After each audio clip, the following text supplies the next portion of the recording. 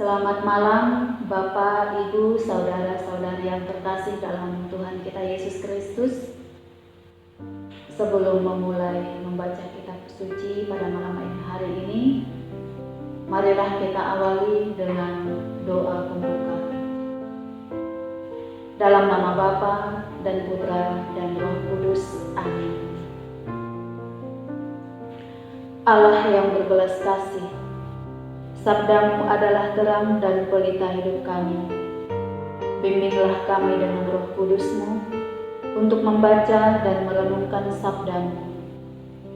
Dengan daya Roh Kudus-Mu itu, bukalah telinga dan hati kami untuk mendengarkan sabdamu. Terangilah budi dan hati kami untuk memahami sabdamu. Jernihkanlah hasrat jiwa kami untuk meresapkan sabdamu.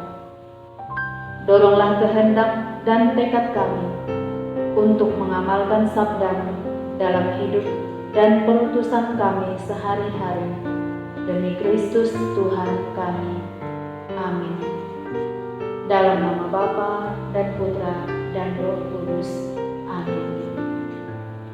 Marilah kita siapkan bacaan Injil Markus bab 9 ayat 14 sampai 37. Markus bab 9 ayat 14 sampai 37.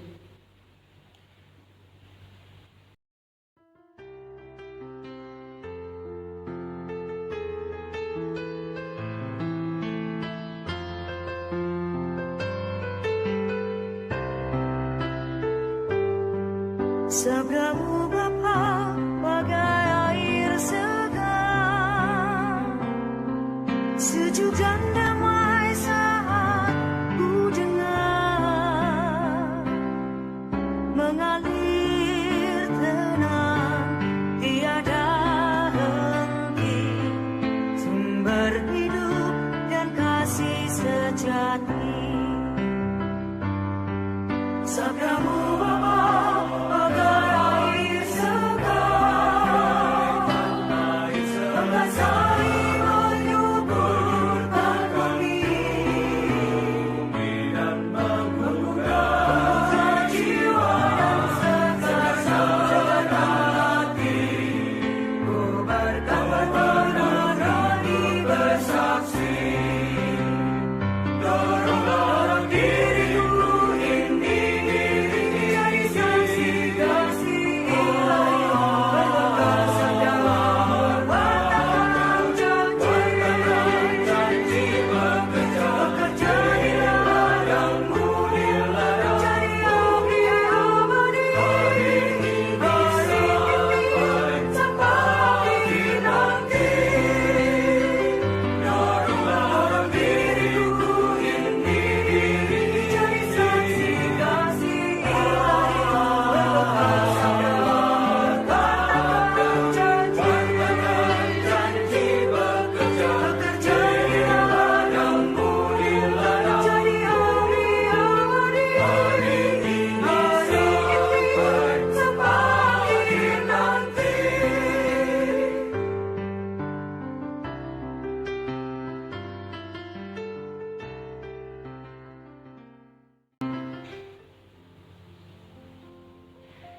Ketika Yesus, Petrus, Yakobus dan Yohanes kembali pada murid-murid lain, mereka melihat orang banyak mengerumuni murid-murid itu, dan beberapa ahli Taurat sedang mempersoalkan sesuatu dengan mereka. Pada waktu orang banyak itu melihat Yesus, tercenganglah mereka semua dan bergegas menyambut Dia. Lalu Yesus bertanya kepada mereka, "Apa yang kamu persoalkan dengan mereka?"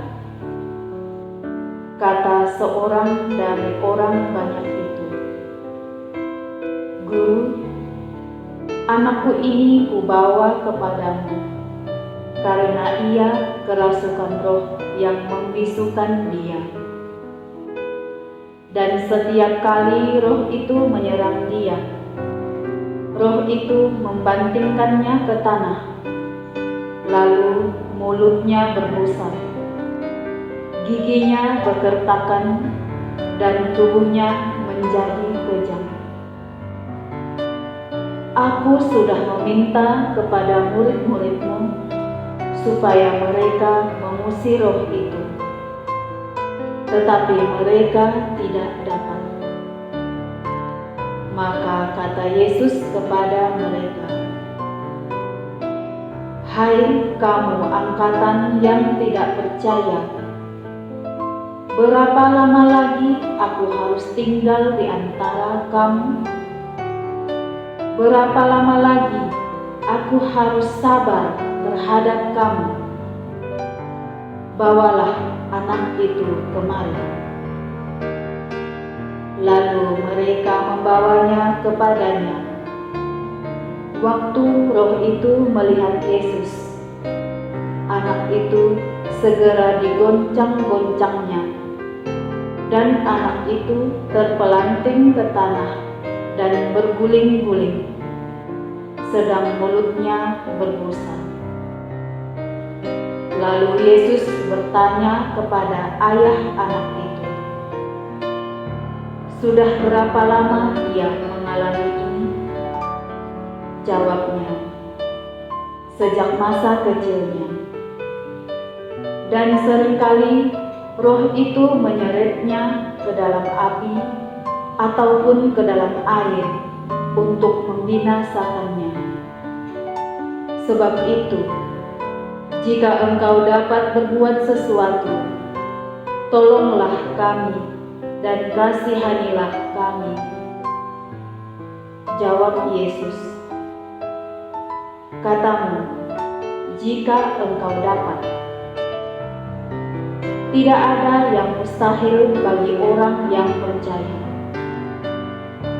Segera ayah anak itu berteriak, "Aku percaya, tolonglah aku yang tidak percaya ini." Ketika Yesus melihat orang banyak makin datang berkerumun, Ia menegur roh jahat itu dengan keras, katanya, "Hai kau roh yang menyebabkan orang menjadi bisu dan tuli, Aku memerintahkan engkau, keluarlah daripada anak ini, dan jangan memasukinya lagi." Lalu keluarlah roh itu sambil berteriak dan menggoncang-goncang anak itu dengan hebat. Anak itu kelihatannya seperti orang mati, sehingga banyak orang yang berkata, "Ia sudah mati." Tetapi Yesus memegang tangan anak itu dan membangunkannya, lalu ia bangkit sendiri. Ketika Yesus sudah di rumah dan murid-muridnya sendirian dengan dia, bertanyalah mereka, "Mengapa kami tidak dapat mengusir roh itu?" Jawabnya kepada mereka, "Jenis ini tidak dapat diusir kecuali dengan berdoa." Yesus dan murid-muridnya berangkat dari situ dan melewati Galilea. Dan Yesus tidak mau hal itu diketahui orang, sebab Ia sedang mengajar murid-muridnya. Ia berkata kepada mereka, "Anak manusia akan diserahkan ke dalam tangan manusia, dan mereka akan membunuh Dia. Dan 3 hari sesudah Ia dibunuh, Ia akan bangkit." Mereka tidak mengerti perkataan itu, namun segan menanyakannya kepadanya. Kemudian tibalah Yesus dan murid-muridnya di Kapernaum. Ketika Yesus sudah di rumah, ia bertanya kepada murid-muridnya, "Apa yang kamu perbincangkan tadi di tengah jalan?" Tetapi mereka diam. Sebab di tengah jalan tadi, mereka mempertengkarkan siapa yang terbesar di antara mereka. Lalu Yesus duduk dan memanggil ke-12 murid itu. Katanya kepada mereka, "Jika seseorang ingin menjadi yang terdahulu, hendaklah ia menjadi yang terakhir dari semuanya dan pelayan dari semuanya." Maka Yesus mengambil seorang anak kecil dan menempatkannya di tengah-tengah mereka. Kemudian ia memeluk anak itu dan berkata kepada mereka, "Barang siapa menyambut seorang anak seperti ini dalam namaku, ia menyambut aku. Dan barang siapa menyambut aku, bukan aku yang disambutnya, tetapi Dia yang mengutus aku." Demikianlah sabda Tuhan. Terpujilah Kristus. Marilah kita menutup bacaan kitab suci ini dengan doa penutup. Dalam nama Bapa dan Putra dan Roh Kudus. Amin. Allah yang berbelas kasih, sabdamu adalah kehidupan kekal, daya hidup dan perutusan kami. Naungilah kami dengan Roh Kudus, agar kami dapat melaksanakan misi putramu, menyampaikan kabar baik kepada yang miskin dan berkekurangan. Semoga daya sabdamu yang kami wartakan menyembuhkan sesama yang sakit, menghibur sesama yang sakit, menghibur yang berduka cita, meringankan yang berbeban berat, meneguhkan yang lemah imannya, dan memberikan harapan baru bagi yang putus asa. Demi Kristus Tuhan kami. Amin. Dalam nama Bapa dan Putra dan Roh Kudus. Amin. Bapak, Ibu, saudara-saudara yang terkasih, demikian bacaan kitab suci kita pada malam hari ini. Selamat beristirahat, berkah dalam.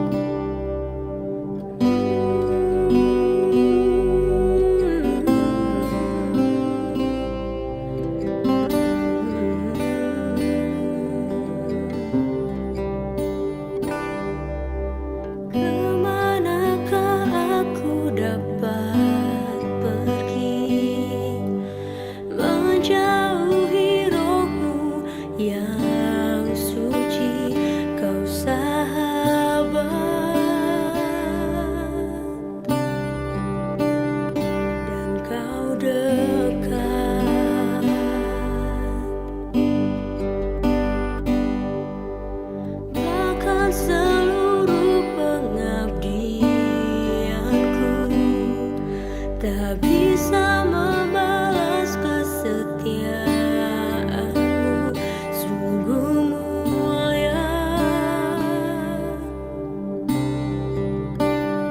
dan berharga. Sungguh besar pengorbanan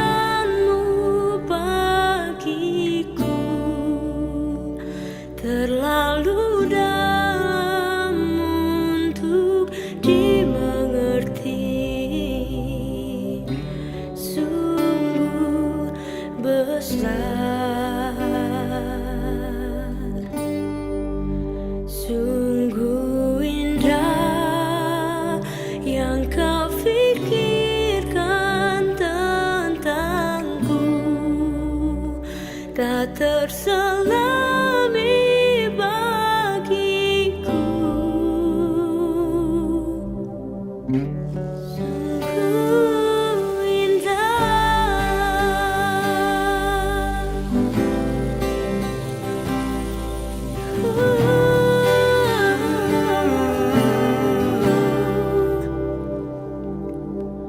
kemanakah aku dapat pergi, menjauhi rohmu yang suci, kau sahabat,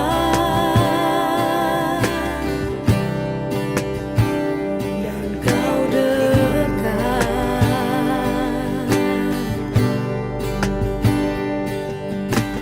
Bahkan seluruh pengabdianku tak bisa membalas kesetiaanmu, sungguh mulia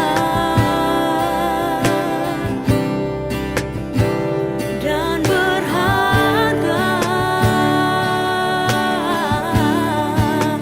Sungguh besar pengorbananmu bagiku, terlalu dalam untuk dimengerti.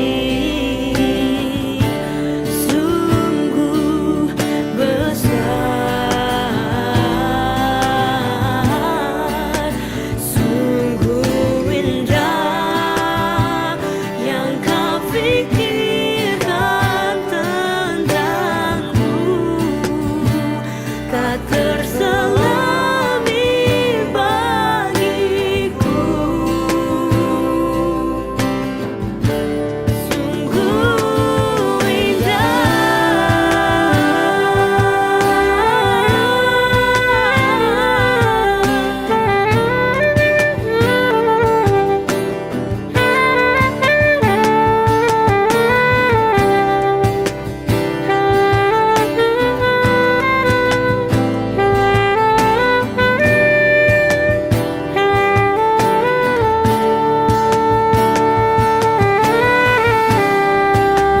Sungguh besar pengorbananmu di hidupku.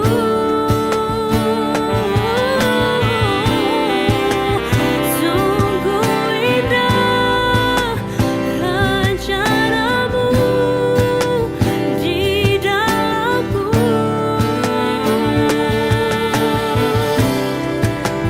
Sungguh besar pengorbananmu di hidupku.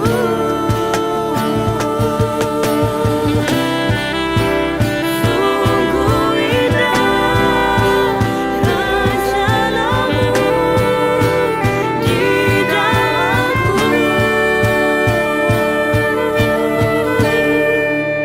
Sungguh besar pengorbananmu bagiku, terlalu dalam untuk dimengerti. Sungguh besar, sungguh indah yang kau pikirkan tentangku, tak terselami